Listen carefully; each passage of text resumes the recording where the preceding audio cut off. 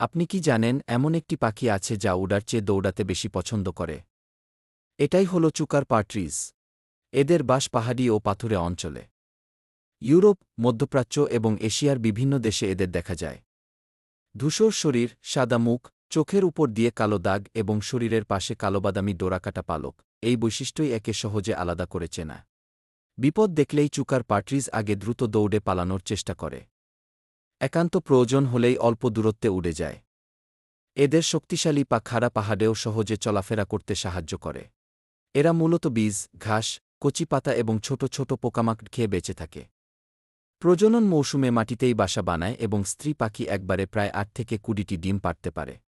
ছোট হলেও পাহাড়ি পরিবেশে টিকে থাকার অসাধারণ ক্ষমতার জন্য চুকার পার্ট্রিজ প্রকৃতির এক সত্যিকারের দৌড়বিদ। এমন আরও অনেক তথ্য জানতে চাইলে এই চ্যানেলটিকে সাবস্ক্রাইব করুন এবং আপনার পরিবারের সঙ্গে শেয়ার করে দিন।